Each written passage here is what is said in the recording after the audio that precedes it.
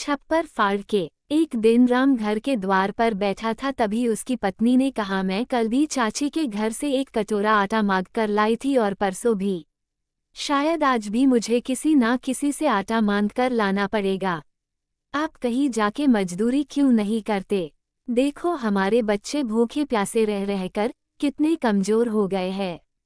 मैंने माना ये बच्चे आपके आगे कोई मांग नहीं करते हैं, तो क्या हमारा ये कर्तव्य नहीं है कि हम स्वयं अपने आप सोचकर उनकी इच्छाओं की पूर्ति करें?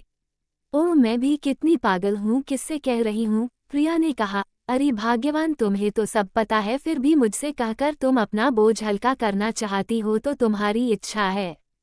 देखो मैं कितना दुर्बल हो गया हूँ। कोई भी व्यक्ति मुझसे किसी भी प्रकार का काम ना करवाएगा। तुम्हें इस समय जैसा मिल रहा है आप वैसा ही खाओ और उस परमपिता के नाम के गुण गाओ। तुम देखना वह किसी दिन हमसे प्रसन्न होकर हमें छप्पर फाड़ के धन दौलत देगा, जिससे हमारी ये सारी दरिद्रता दूर हो जाएगी। मुझे वो पल अब भी याद है जब हमारे घर के द्वार पर आया हुआ कोई भी व्यक्ति खाली हाथ नहीं जाता था। जब मैं उस परमपिता के नाम पर अपना सब कुछ लुटा चुका हूँ, तो वह इतना भी निर्दयी नहीं है कि हमें इस दरिद्रता के नरक से ना उभारे। तुम मेरा विश्वास करो, वो हमें एक दिन छप्पर फाड़ के देगा। ये कहकर राम गांव की पास की ही गलियों में टहलने चला गया। चौपाल पर बैठे कुछ शरारती लोगों ने राम को देखते ही उसका मजाक उड़ना शुरू कर दिया। लोग बोले, और पुजारी राम, तेरे भगवान ने तुम्हें छप्पर फाड़ के दिया या नहीं कि अभी भी तेरे घर में सबके सब भूखे बैठे हैं? मुझे लगता है कि तेरा भगवान अंधे के साथ बेहरा भी हो गया है, जो तेरी सुनता ही नहीं। एक तू है जो जब भी मिलता है तब यही कहता है कि मुझे ऊपर वाला देगा तो छप्पर फाड़ के देगा।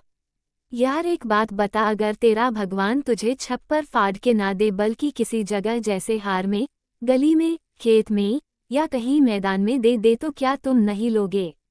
ये कहकर वे सभी लोग उसकी हंसी उड़ा उड़ा कर हंसने लगे। राम की आंख में आंसू भर आए और वह अपने रास्ते पर चलता हुआ बोला, तुम देखना, मैं पहले भी कहता था और आज भी यही कहता हूँ, सुनो कि तुम सब आप भले ही मेरी हंसी उड़ा लो, उसके घर देर है पर अंधेर नहीं। अब ना सही, भले ही थोड़ी देर से सही, लेकिन वो मुझे देगा छप्पर फाड़ के ही।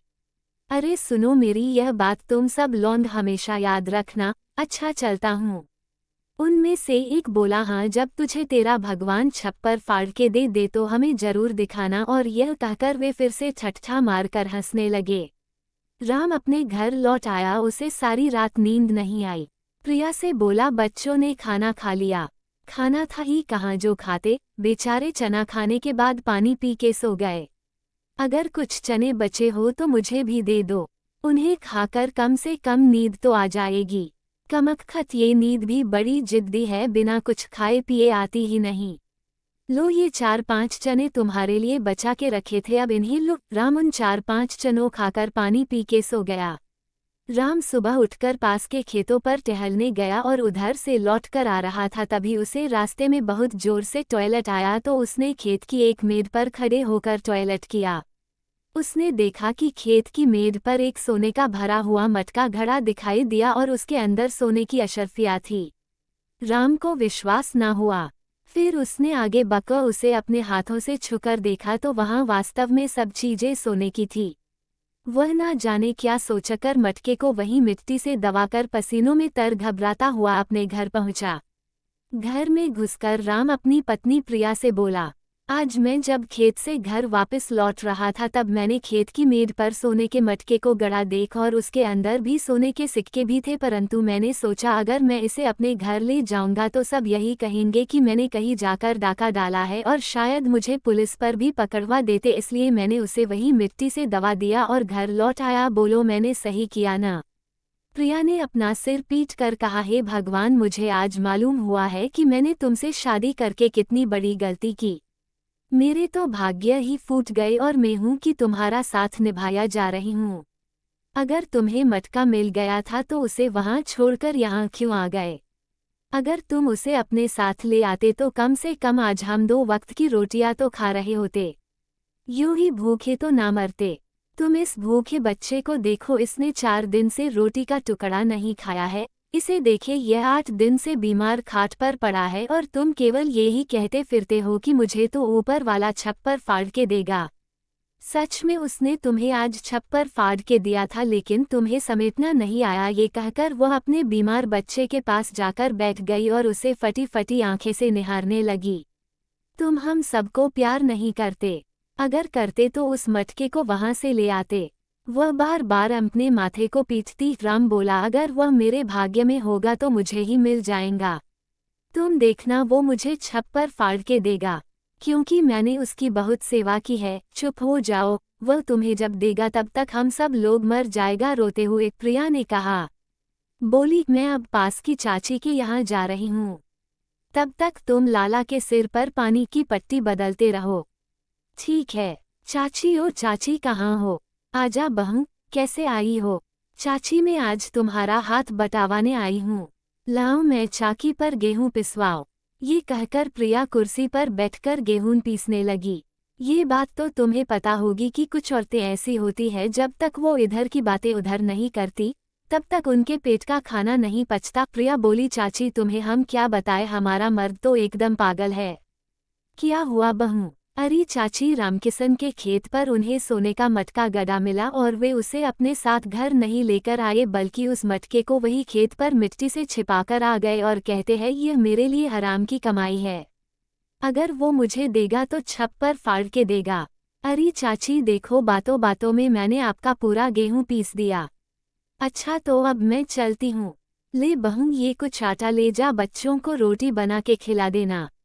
ठीक है चाची। प्रिया के जाते ही उसकी चाची अपने पति से बोली, अजी सुनते हो, राम की घरवाली आई थी और कह रही थी कि राम ने रामकिशन के खेत की मेड़ पर एक सोने का मटका देखा, उसमें सोने के सिक्के थे, पर वो उस मटके को अपने घर पर नहीं लाया, वो उसे वही छिपाकर आया है। तुम्हें तो पता है कि वो कभी भी झूठ नहीं बोलता है, वो सत्य की राह पर चलता है, तभी तो आज तक वह एक छप्पर में रह रहा है। न हो तो शाम को 8 बजे के समय पर जाकर वह मटका ले आए। तुम भी किसी की बातों में आ गई। अगर ऐसा होता, राम ही उस सोने के मटके को अपने घर ले आता। वो पागल है, पर इतना भी नहीं कि घर आई लक्ष्मी को ठोकर मर दे। मुझे नहीं पता, तुम केवल एक बार मेरा साथ निभाओ और वहां जाके देखो क्या सच है और क्या झूठ। जब वह आदमी शाम को अंधेर में खेत पर पहुंचा और देखकर चौंक पड़ा। वहां पर सच में एक सोने का मटका गड़ा हुआ दिखाई दे रहा था। उसने मटके को उठाया तो देखा मटके का मुंह लाल कपड़े से ढका था। सोचा क्यों ना खोलकर देखूं। अरे नहीं नहा, खेत पर अभी मुझे किसी ने देख लिया तो अच्छी खासी लड़ाई तैयार हो जाएगी। वो मटके को एक पुराने से कट्टे में रखकर सीधा अपने घर लेकर आ गया और अपने घर के दरवाजे बंद कर दिए। दोनों लोगों ने मटके का लाल कपड़ा जो उसके मुंह से बंधा था वह हटाया तो उसमें भगवान की कृपा से कातर, बिच्छू, कनखजूरे, सांप के छोटे बड़े बच्चे आदि खतरनाक जीव बन गए। आदमी ने तुरंत उसे एक ही बार देखने के बाद मटके का मुंह उसी लाल कपड़े से बांध दिया। आदमी बोला, देखा मैं तुमसे कहता था कि वो कभी झूठ नहीं बोलता, परंतु आज वह झूठ बोल रहा है, परंतु तुम नहीं मानी। चलो चलो वहां देखकर आओ। ले ये देख लो, शायद उसने हमें मारने के लिए ये चाल चली है। अब इसी मटके को हम उसके ही छप्पर पर ले जाकर फेंक देंगे। फिर दोनों ने ऐसा ही किया। उन्होंने मटका राम की छत पर फेंक दिया। फिर वह दोनों पति पत्नी जल्दी से अपने घर में आ गए। मटका छप्पर पर उल्टा मुंह के बल जा गिरा तो उसका कपड़ा खुल गया और ईश्वर की कृपा से वही कातर, बिच्छू, सांप अब सोने के सिक्के बन गए, जो कभी 3-3 कभी 4-4 करके ऊपर से नीचे गिरने लगे। सिक्कों की आवाज सुनकर राम की नींद खुल गई और उसने अपनी पत्नी को उठाया। राम अपनी से बोला, अब तुम भी देख लो सब्र का फल, भगवान ने आज मेरी सुन ली, आज उसने मुझे छप्पर फाड़ के दिया है। चल उठ, जल्दी से समेट ले। जब छप्पर पर पड़ा मटका खाली हो गया और उस जगह से छप्पर टूट गया तो फिर वह सोने का मटका बनकर जमीन पे नीचे आ गिरा। धन्य हो प्रभु, आपकी जय हो। राम बोला, जो व्यक्ति उस परमपिता की शरण में रहेगा उस पर उसकी कृपा सदा ही बनी रहेगी। देख लो आज मेरी बात उसने सच कर ही उसने मुझे छप्पर फाड़ के ही दिया है।